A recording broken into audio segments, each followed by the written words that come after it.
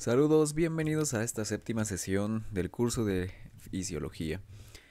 Aún todavía tenemos algunas clases pendientes por subir y también muchas actividades, de hecho, del mismo curso. Entonces no se preocupen, a lo largo de este mes me comprometo a ponerme al tanto y actualizar el contenido. De hecho, ya está todo grabado, ya están las actividades, sin embargo, alterar la composición del curso es un poco complicado por cuestiones meramente de tiempo, no es por falta de ganas. Pero bueno, comenzamos con los fundamentos de electrocardiografía. La mayor parte de esta información, por lo menos de estas clases que van a ser en línea, lo vamos a utilizar de referencia al compendio de fisiología del autor Goitenejal. No es porque sea el mejor, realmente hay otros autores que explican mucho mejor que conceptos fisiológicos del electrocardiograma, como puede ser el Storira Fox o incluso libros de propia cardiología explican muchísimo mejor estos conceptos de electrocardiografía. Sin embargo, por convención, la mayor parte de los docentes que dan fisiología pues se basan en estos conceptos primordiales, ¿no? Y de hecho, algunos mismos libros de fisiología cardíaca o de cardiología pues toman en cuenta el Goiten y Hall para realizar sus conceptos básicos. Sin embargo, pues no es, digamos, la opción ideal si ustedes quieren empezar a estudiar electrocardiografía. Lo ideal es que ustedes lean directamente de un libro de cardiología, porque estos abundan más en lo que tiene que ver con cuestión electrocardiográfica y sobre todo eléctrica, ¿sí? Porque en fisiología lo ven desde un panorama muy generalizado y cuando lo quieres aterrizar pues es un poco más complicado. Entonces yo les recomiendo leer un libro de cardiología, cualquiera, no importa cuál, se explica muchísimo mejor que en un libro de fisiología. Pero de todas maneras, no es que no sea relevante lo que vamos a mencionar adelante, sino que si quieren comprender un poco mejor en cuestiones de puntualizaciones, de puntos en especial, pues sí es necesario que recurran a este tipo de bibliografías más especializadas. Si quieren saber, por ejemplo, medidas específicas, criterios en específico, sobre todo para las patologías, porque ahí es donde la fisiología se limita, ¿no? Y de hecho, el electrocardiograma es una aplicación meramente, una herramienta para detectar cosas anormales, ¿no? Porque lo normal, pues, es lo básico. Sin embargo, para entender las patologías hay que estudiarlas en su profundidad. Y el electrocardiograma normal no nos proporciona información que no sea de patología. De hecho, tener un electrocardiograma normal pues no nos ayuda prácticamente en nada a descubrir alguna alteración fisiológica de un paciente, salvo que estemos sospechando en enfermedad, ¿no? Es como cualquier estudio. Lo normal pues prácticamente no nos va a ayudar mucho al diagnóstico. Sí, claro que sí, va a definirle el diagnóstico. Pero a lo que me refiero es que a comprender conceptos patológicos, pues no. Sí, y por eso es necesario comprender cosas básicas. Y para esto tenemos la definición. Entonces no es otra cosa más que el registro de potenciales eléctricos en la superficie del corazón por parte de unos electrodos que van a registrar corrientes eléctricas del mismo. Y por eso es muy importante tener en cuenta que cualquier alteración en la electricidad del cuerpo, ¿sí? Cualquiera, o sea, no solamente cuestiones cardíacas, si existe algún marcapasos, si existe alguna conexión remota con algún celular, con algún dispositivo electrónico, va a interferir, por supuesto. Si ustedes están con cadenas, con aretes, con piercings o con alguna prenda que tenga muchos metales, como en el caso de las mujeres con el brasier, esto va a intervenir. Entonces es importante que para la toma de un electrocardiograma tengan estas cuestiones en mente, porque nos puede alterar mucho la composición del mismo, desde una simple interferencia hasta alterar como tal toda la composición, ¿sí? Entonces hay que tener mucho cuidado con esto. Entonces todos estos electrodos se van a poner en diferentes lugares y con algún motivo en específico, por supuesto, no solamente es al azar. Pero lo interesante del electrocardiograma pues es describir como tal los componentes. Y de estos pues tenemos aquí los tres principales. Tenemos la onda P, el complejo QRS y la onda T. La onda P siempre va a darnos información sobre las aurículas, ¿sí? Desde el tamaño, desde la calidad de su contracción, su frecuencia cardíaca. De hecho, la presencia de la onda P nos va a definir que el ritmo como tal es de características sinusales, o sea, es el funcionamiento normal. La ausencia de ondas P nos va a dar como resultado a algunas enfermedades muy características en cuestión de arritmias sobre todo, y algunas de estas pueden comprometer la vida, aunque sin embargo la mayor parte de estas arritmias auriculares no son tan trascendentales, no son tan agresivas como sí lo son las ventriculares. Tampoco es que sean minimizadas, ¿verdad? También tienen su importancia. Sin embargo, en cuestiones de supervivencia, pues de peor a peor, ¿no? Es mejor tener una fibrilación auricular que una ventricular. Por supuesto, después de esta onda P sigue el QRS, y este nos va a dar información sobre la despolarización ventricular antes de la contracción, ¿sí? ¿Esto qué quiere decir? Que como siempre, primero es el circuito que despolariza la señal eléctrica y después, ahora sí, el golpe mecánico. Y por último tenemos la onda T, que casi siempre nos va a dar la repolarización ventricular. Sin embargo, también parte de esta incluye también la repolarización auricular. Sin embargo, esta repolarización ventricular se inmiscuye con el complejo QRS en las partes terminales. Muy bien, entonces, ¿qué es lo que va a pasar aquí con estas estructuras y su relación con el músculo cardíaco?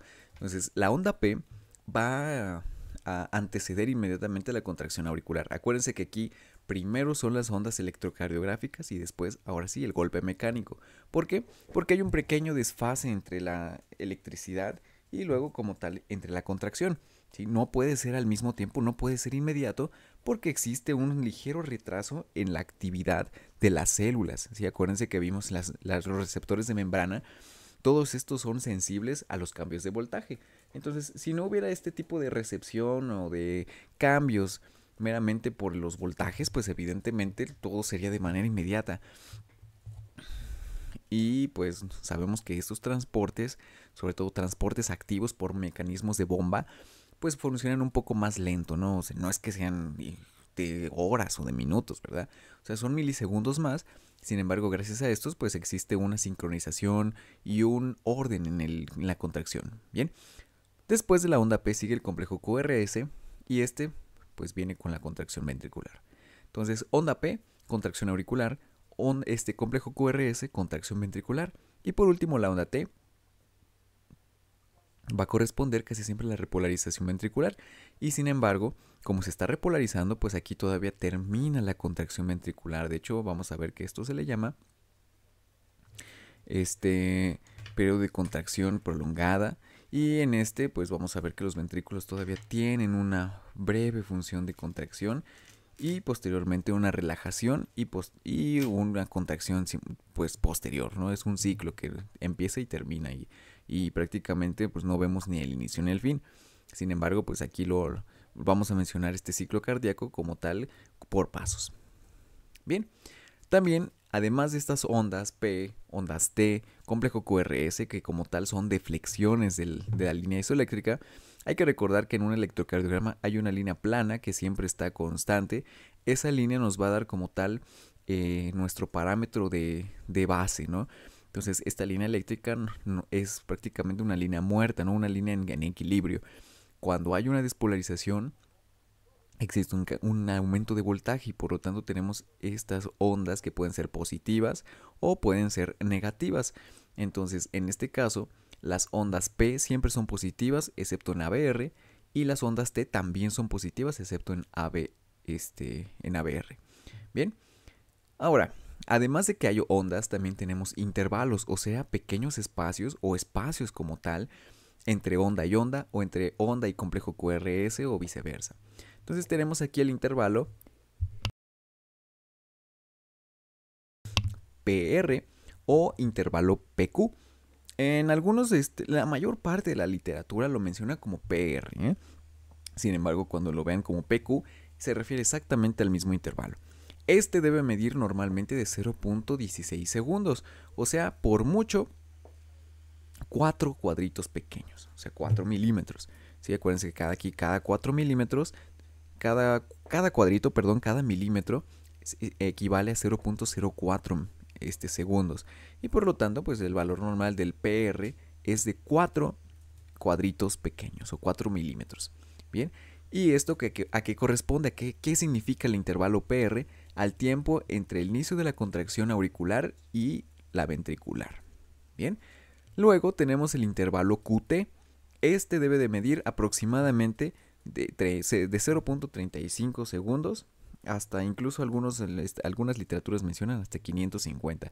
Este intervalo QT por lo general tiende a corregirse según las cantidades de algunos electrolitos, sobre todo calcio y potasio, o lo más frecuente por la frecuencia cardíaca, ¿sí? Entonces vamos a ver que este intervalo QT, va a variar en función a la frecuencia cardíaca. Si aumenta, pues este va a disminuir, y si disminuye, este va a aumentar. Es contrario, ¿no? Pero es lo esperado. Y por último tenemos el intervalo RR. Tal vez de estos tres intervalos que estamos viendo, el RR sea el más relevante en cuestión de análisis rápido del electrocardiograma, porque este nos va a dar como tal la frecuencia cardíaca, ¿sí? Entonces, ¿qué quiere decir el RR? Va a ser las ondas R sucesivas entre un complejo y otro, ¿sí? Entonces, por cada ciclo cardíaco va a haber una onda R. Esta onda R va a ser la onda positiva que va hacia arriba, por supuesto. Acuérdense, hacia arriba es positivo, hacia abajo es negativo. Onda positiva del QRS que va hacia arriba, y esta entre espacio con otra onda R nos va a determinar la frecuencia cardíaca. Y esto no quiere decir que las frecuencias cardíacas sean siempre regulares, ¿eh? Tienen que tener en cuenta eso. Las frecuencias cardíacas pueden ser totalmente esperadas, ¿sí? Periódicas, repetitivas o irregulares, dependiendo de qué patología. Te digo, lo normal es que sean normales, no sean regulares cada determinado tiempo.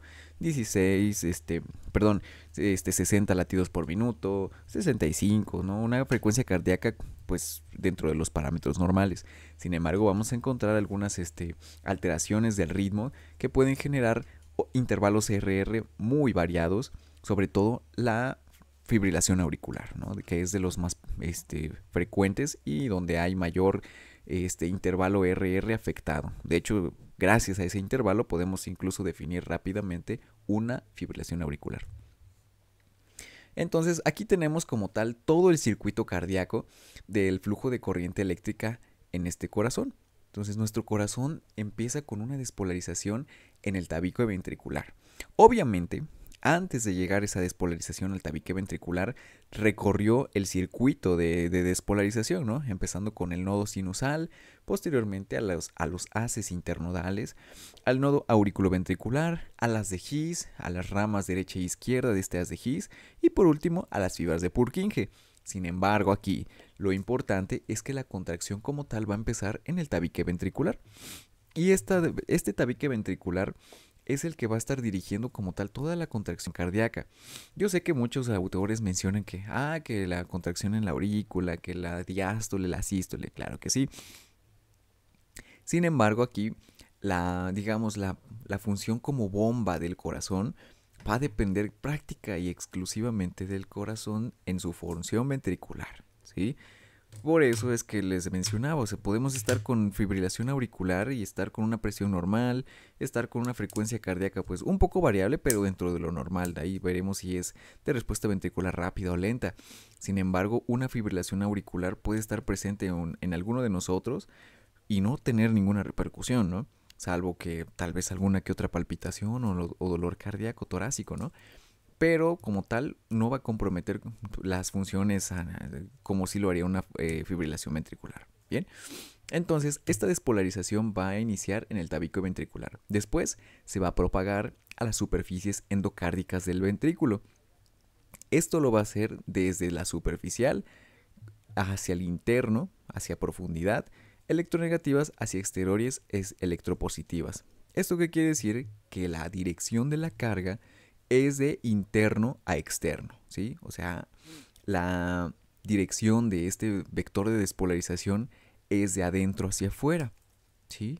Por lo menos en lo que tiene que ver con la conducción eléctrica, porque luego vamos a ver que la circulación sigue una dirección completamente diferente, donde las arterias epicárdicas precisamente van penetrando a la pared del corazón hacia adentro, y por lo tanto la dirección de la sangre es inversa a la del circuito cardíaco. Bien, y este va a seguir un patrón elíptico que si lo graficáramos tendríamos una versión precisamente hacia abajo que regresa en bucle, como si fuera una especie de pétalo, si lo quieren ver desde una forma artística. Bien, a partir de estos conceptos previos de voltaje, de zonas anatómicas, vamos a tener que las derivaciones electrocardiográficas van a ser de diferentes tipos según la característica que va a recibir en cuanto a potencial de acción. Entonces, cuando mencionamos esto de potencial de acción, hay que definir que las electricidades, o sea, las corrientes eléctricas, van a ir siempre de un polo con una carga hacia otro polo con otra carga, por lo general de negativo a positivo o viceversa, de positivo a negativo, ¿no?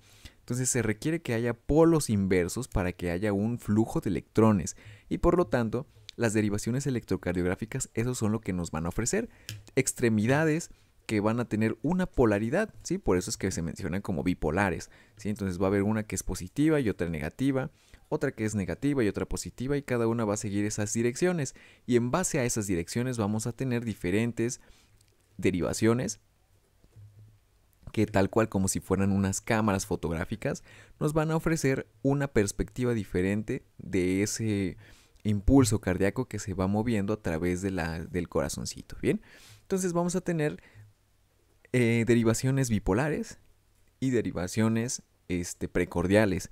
Y de estas bipolares también vamos a tener algunas que se llaman ampliadas. Entonces, ¿cuál es la diferencia de cada una?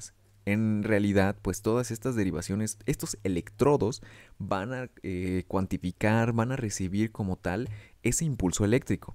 ¿Sí? La diferencia es que en el caso de las bipolares, ese impulso eléctrico va a estar viajando de un lugar a otro. Y lo que nosotros vamos a captar en la línea del electrocardiograma es ese cambio de voltaje a lo largo del trayecto. Bien. Luego vamos a tener también algunas precordiales, algunas torácicas ampliadas en las extremidades y estas también van a medir algo muy parecido a las bipolares, sin embargo lo que ellas van a medir es meramente la diferencia de potencial en cada una de esas derivaciones y también van a medir cómo es que estas se ven influidas según esa carga que habíamos visto en las bipolares. Por último tenemos unas precordiales que se van a colocar enfrente de la silueta cardíaca y estas van a recibir como tal toda la información de forma directa de la silueta cardíaca del corazón. Por lo tanto, las derivaciones precordiales son las que nos van a ofrecer una vista sobre todo anterior y derecha del corazón, ¿sí? Por la misma posición del mismo. Luego veremos que hay algunas estructuras, sobre todo derechas y posteriores de las caras del corazón, que no las vamos a poder registrar de forma normal con estas derivaciones. ¿Sí? La mayor parte de nuestras derivaciones va a observar zonas muy superficiales que quedan en contacto con la pared torácica. Por ejemplo, B1 y B2 van a ver aurículas en una menor proporción, tabique interauricular y de repente un poco de tabique interventricular. B2 y B3 y B4 van a ver las caras anteriores del corazón. B5, B6 van a ver la cara lateral del corazón. Pues cara lateral izquierda, por supuesto, ¿sí? Muy bien. ¿Por qué? Porque están en esa línea. Bueno, más que izquierda, inferior, ¿no? Muy bien. Y por otro lado, si queremos ver las partes derechas o posteriores del corazón, tenemos que colocar otro tipo de electrodos, sobre todo en la silueta cardíaca, así como las precordiales, pero en otra dirección. Las derechas, pues del lado derecho, tal cual. Y algunas pueden ser posteriores que se colocan en espacios interescapulares. Pero eso es como tal para algunos casos en particular, ¿sí? No se les va a tomar a todos. Solamente, y de hecho las pocas indicaciones que existen es cuando se piensa en un infarto de cara posterior o de cara derecha, ¿sí? Las cuales, por lo menos los de cara derecha, pueden tener implicaciones graves. Bien. Perfecto. Entonces tenemos aquí tres derivaciones. La derivación de uno va en una dirección de brazo derecho, donde tenemos un terminal negativo, y en el brazo izquierdo es nuestra terminal positiva. Bien, en la derivación de 2 tenemos la terminal negativa en el brazo derecho y positiva en la pierna izquierda, perdón. Entonces el impulso va desde el brazo derecho hacia la pierna izquierda, ¿sí? De arriba hacia abajo. Y por último tenemos la derivación de D3, donde también vamos a tener un terminal negativo en el brazo izquierdo y uno positivo en la pierna izquierda, al igual que en D2, solamente que cambiamos de brazo, ¿sí? Entonces, estas derivaciones bipolares van a medir la diferencia de potencial en ambas, ¿sí? En ambos electrodos, y con ellas obtener una visión como si fuera un triángulo. De hecho, de ahí viene lo del triángulo de Einthoven. Entonces, a partir de eso, Einthoven empezó a mencionar que la suma de los potenciales de estas estructuras que se interconectan entre sí van a darnos hacia una derivación en general que tiene un potencial. Entonces aquí él mismo realizó un cálculo en el cual sumaba los potenciales de derivación de D1, de D3, dándonos como tal el potencial de derivación de 2. Por eso es que el potencial del D2 es el más utilizado, porque es el que tiene mayor información respecto a las otras dos anteriores que resultan de las mismas, ¿no? De la suma de las mismas, como estamos viendo. Y por último, esta aplicación se va a cumplir en el registro del electrocardiograma. De hecho, la mayor parte de los dispositivos que realizan el registro de electrocardiográfico pues van a utilizar D2 precisamente por esto, por los potenciales que igualan al tercer D2. ¿Sí? Entonces tenemos 3 potenciales, 2 de ellos van a recorrer un camino hacia abajo, hacia las piernas, y de ahí pues tomamos D2 como el más confiable. ¿Por qué? Porque es el que abarca más espacio del corazón, ¿sí? Una área un poco más anterior e inferior de nuestro corazón, donde es más fácil que se realicen cambios patológicos, ¿sí? Muy bien. Entonces, en esta ley de Einthoven se pone como tal diferentes tipos de, diferentes voltajes, ¿no? En el brazo derecho, como habíamos mencionado, es una carga negativa. Brazo izquierdo y pierna izquierda son cargas positivas. Y como se imaginarán, del brazo derecho van en la dirección hacia la pierna izquierda y hacia el brazo izquierdo. Entonces, este tipo de cambios de potencial, de viaje de potencial, hace que las estructuras puedan tener un registro. Las estructuras me refiero a los electrodos, donde están midiendo qué tan intensa llega esa señal, en este caso hacia el brazo izquierdo, y hace su registro. Entonces, esta ley de Einthoven es la que nos va a permitir realizar la cuantificación y la estratificación de la cantidad de voltaje que llega a cada una de las derivaciones. Y esta se va a ver viendo reflejada como tal con las amplitudes de onda que van a estarse generando a lo largo del ciclo cardíaco. Muy bien, entonces este cálculo según Einthoven en la derivación de 1 se realiza con más 0.5 milivoltios, que es la diferencia entre el brazo derecho y el brazo izquierdo. En el caso de D2, más 1.2 milivoltios, que es la suma de las derivaciones 1 y 3, y 0.7 milivoltios en la derivación de 3, donde tenemos la diferencia entre el brazo izquierdo y la pierna izquierda.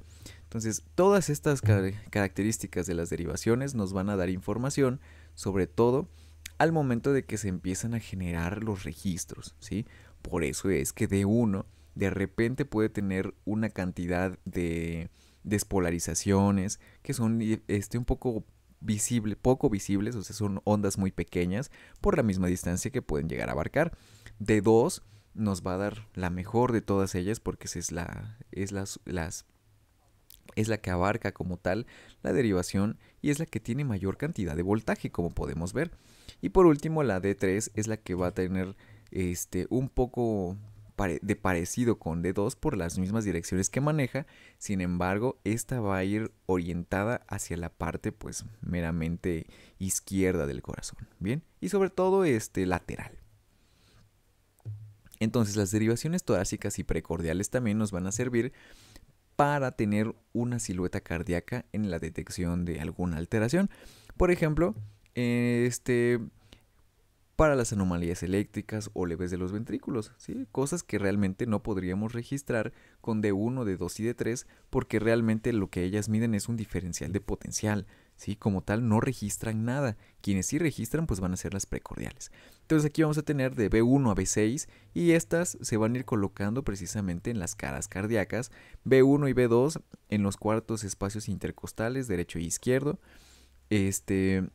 B3, B4, B5 y B6 van a estar en la silueta cardíaca a partir del cuarto espacio intercostal, quinto espacio intercostal, en la línea medio clavicular, y por último B6 en el quinto espacio intercostal en línea axilar anterior. ¿Sí? Entonces todo eso es como si fuera una especie de pechera a lo largo del corazoncito, que es lo que nos va a estar reconociendo estos potenciales de acción.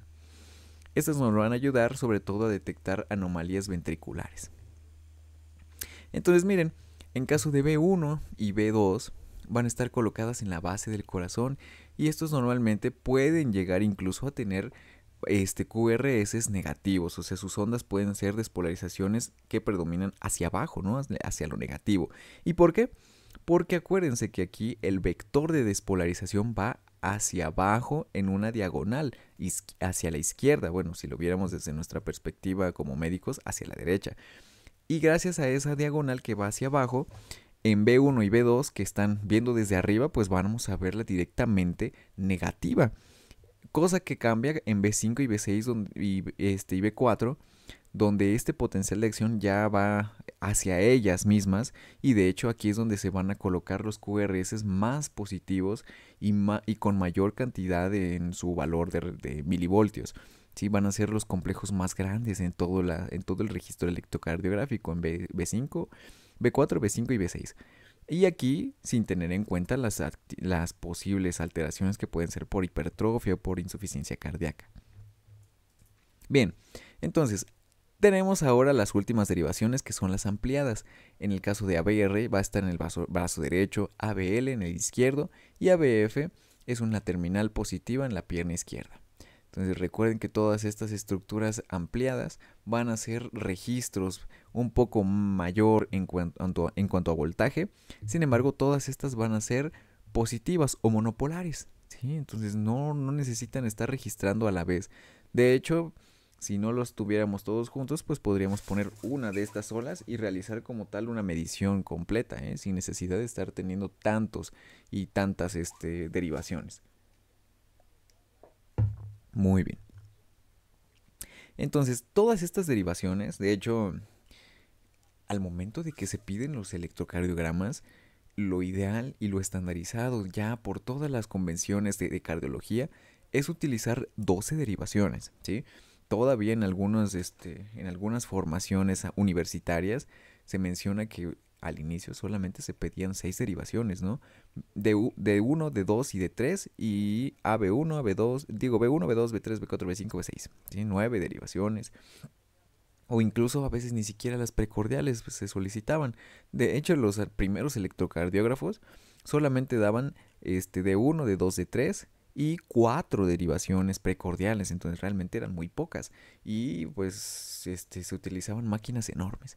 Sin embargo, gracias al avance de la física y biomedicina, pues se detectó que los 12 derivaciones eran mejor que cualquiera de las anteriores, y nos permitía tener una cartografía eléctrica del corazón más completa, una actividad eléctrica completa. Nos permite localizar más fácilmente alteraciones en zonas determinadas del corazón y nos permite diagnósticos precisos. Aquí la cuestión no es tomar un buen electrocardiograma, que claro, tiene su ciencia y su importancia. La clave para un electrocardiograma es saber interpretarlo, no como cualquier prueba de laboratorio o de estudio de gabinete. Porque bien, podemos haber hecho bastante bien nuestro trabajo con todas las técnicas apropiadas de toma de electrocardiograma, pero si no sabemos interpretar y no sabemos qué es lo que sucede en cada una de esas ondas, y sobre todo, no sabemos cómo aplicar los criterios diagnósticos de cada enfermedad, pues realmente no nos servirá de nada un electro, ¿sí? Es como cualquier cosa. Tenemos muchas pelotas de béisbol, pero si nunca sabemos jugar béisbol, pues ¿para qué sirvieron, no? Entonces, se pueden evaluar 4 cosas básicas en un electrocardiograma para determinar que este es correcto sin necesidad de saber patologías, ¿eh? Evidentemente, las alteraciones en cada uno de estos 4 puntos nos va a dar diferente nos va a dar diferente patología, ¿no? En el punto número 1, ritmo. Nos va a dar regularidad en los intervalos RR. Entonces, si hay irregularidades en el ritmo, pues vamos a determinar arritmias precisamente. Podemos determinar complejos ventriculares aberrantes, retrógrados, anterógrados, cíclicos, anticíclicos, eh, levógiros o dextrógiros, dependiendo, ¿no? Hay mucha complejidad en el electrocardiograma, sin embargo, pues solamente con el ritmo. Luego, con la frecuencia, puede haber alteraciones de tipo taquicardia o de tipo bradicardia, solamente con ellas, ¿no?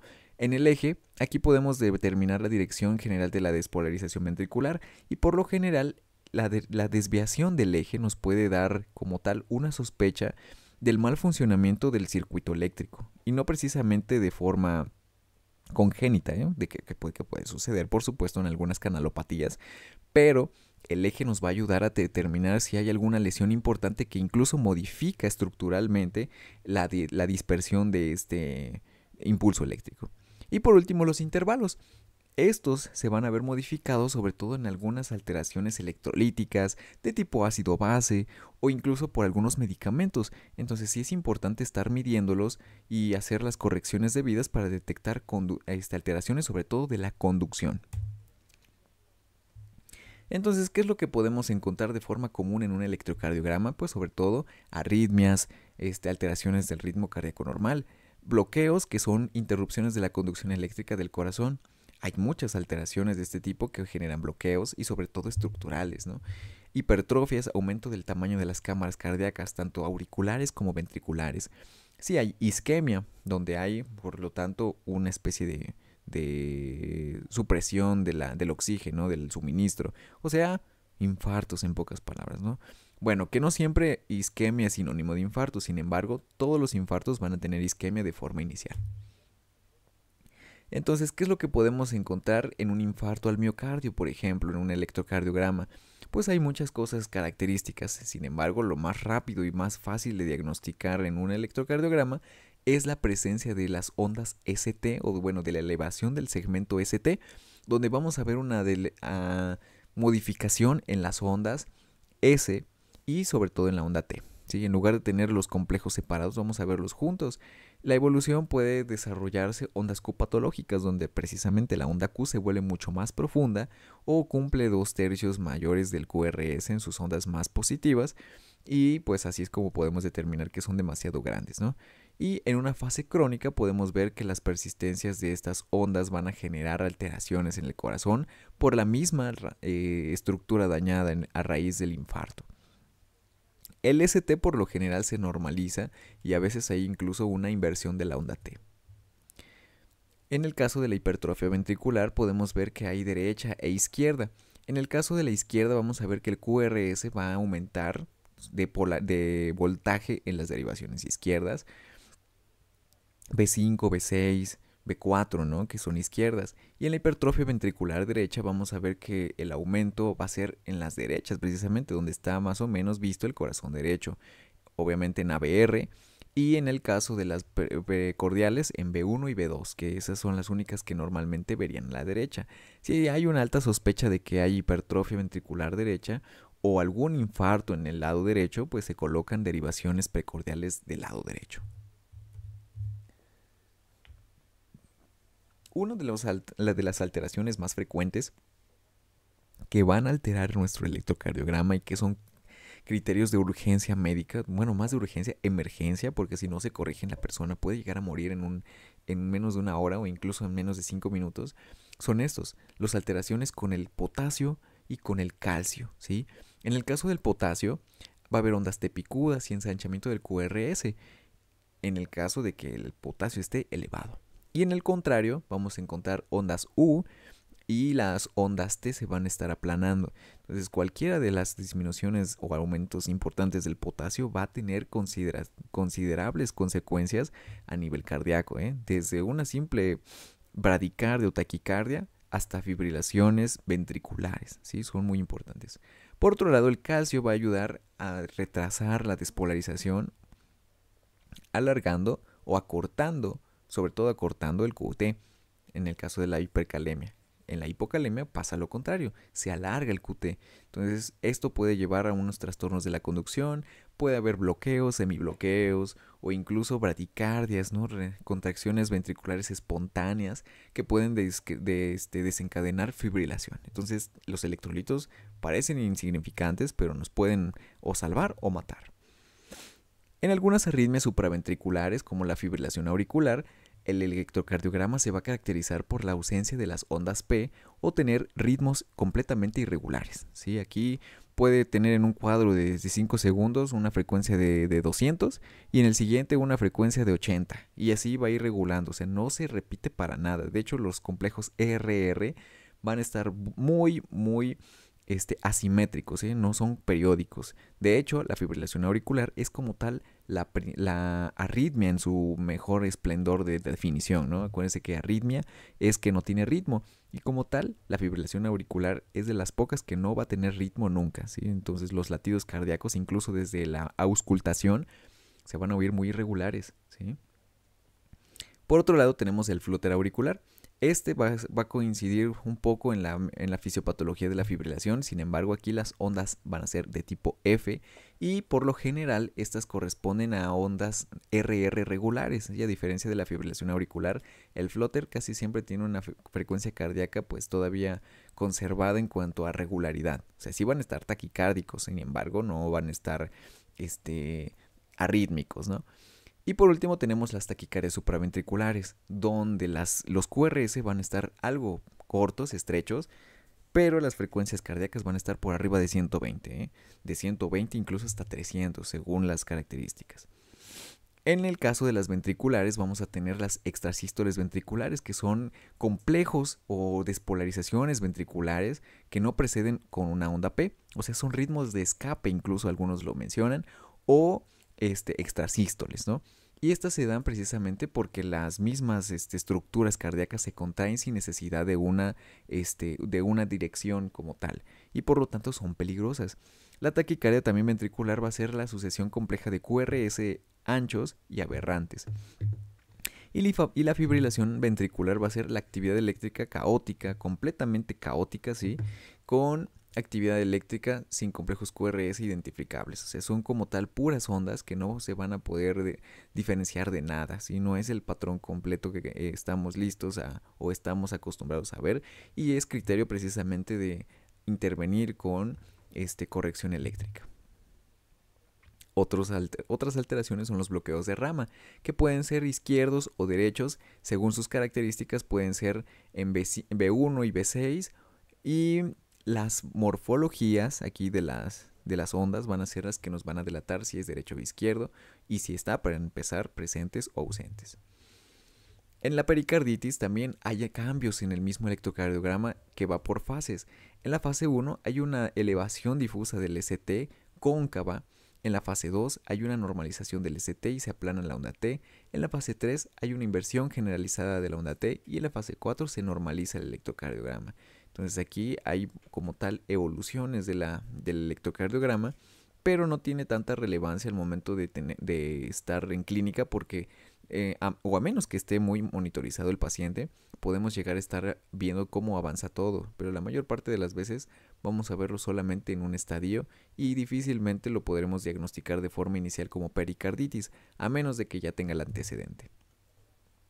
Por ejemplo, también tenemos síndromes de preexcitación, donde el PR que estábamos mencionando anteriormente, el intervalo PR va a ser bastante corto y por lo tanto va a haber un empastamiento de las ondas, tanto de la P como del QRS, y por lo tanto estas tienden a ser preexcitaciones y desencadenar a fibrilaciones o taquicardias espontáneas. En el caso de la hipotermia también el electrocardiograma vamos a verlo con alteraciones como la prolongación de los intervalos QT, PR, QRS. Vamos a encontrar la onda J de Onsborg, que es una deflexión positiva al final del QRS. Y por último, bradicardia sinusal, ¿sí? El frío nos hace tener bradicardia, ¿sí? De hecho lo han notado. En el caso de la embolia pulmonar también el electrocardiograma es de gran ayuda en el diagnóstico, porque es mucho más rápido que tomar o que esperar las pruebas de laboratorio, que a veces pueden tardar hasta 2 horas. Entonces, el patrón para el embolismo pulmonar es S1, Q3, T3. ¿Y esto qué quiere decir? Que va a haber una S profunda en D1, una Q y una T invertida en D3. Y con eso podemos sospechar altamente, hasta en un 70%, que puede ser un tromboembolismo pulmonar, cosa que compromete al corazón y lo podemos ver ahí reflejado en el electro. Sin embargo, pues ya sabemos que el embolismo pulmonar se diagnostica de forma estandarizada con una angiotomografía de pulmones, ¿no? De arteriografía del pulmonar. También podemos ver alteraciones electrocardiográficas por intoxicación con algunos medicamentos. Por ejemplo, la digital puede causar alteraciones como arritmias o acortamientos del QT o incluso depresión del segmento ST, asemejándose a un infarto. Sin embargo, pues es algo completamente normal tomando digoxina.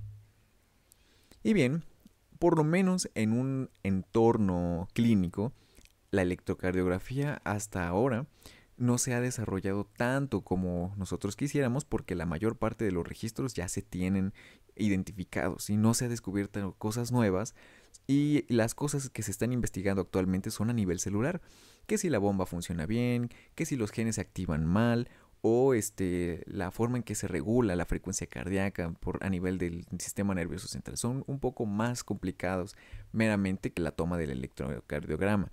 Entonces, se está trabajando actualmente en electrocardiogramas de alta resolución. De hecho, que la mayor parte de estos ya son completamente digitales, no necesitan papel, o sea, todo se guarda de forma directa en una pantalla y no es necesario estar esperando a que lo procese, no lo puedes ver en tiempo real.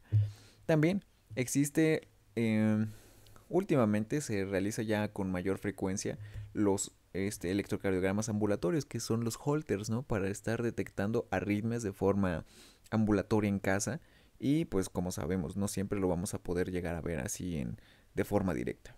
Entonces, eso es ayuda bastante. Y por último, se ha estado trabajando con ayuda de la resonancia magnética, el mapeo cardíaco, donde vamos a estar viendo, donde vamos a estar donde podemos llegar a representar de forma tridimensional cómo esta actividad eléctrica se da en el corazón. Sí, de hecho son imágenes bastante bonitas al momento de verlas. Sin embargo, pues esto es meramente funcional. Sí, se requiere como tal pues resonancia magnética y no tanto un electrocardiograma, que claro que sí, se le colocan electrodos. Sin embargo, estos mapeos cardíacos se realizan con otros instrumentos como coadyuvantes, de hecho como protagonistas. El coadyuvante aquí sería el electro solamente.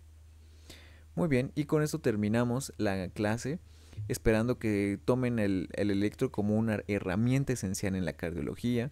La interpretación del electro también es clave para realizar un buen diagnóstico de muchas enfermedades cardíacas. De hecho, es una herramienta fundamental para cualquier cardiólogo. Y pues hay que estar conscientes de que la tecnología en algún momento nos va a rebasar, y probablemente mucho de lo que es ahora la inteligencia artificial nos vaya a poder auxiliar cuando no sepamos cómo interpretar un electrocardiograma que tenga muchas confusiones en su interpretación, ¿sí? Hay muchos electros que son fáciles, pero también hay otros que nos dejan muchas dudas y que, sin ser especialistas, la misma IA lo puede detectar por la programación que puede llegar a tener. Bien, esta clase se alargó mucho, yo sé que el electro es bastante extenso, pero espero que les haya gustado, por lo menos para introducirnos a los fundamentos de electrocardiografía. Muchas gracias y nos vemos en la siguiente sesión número 8.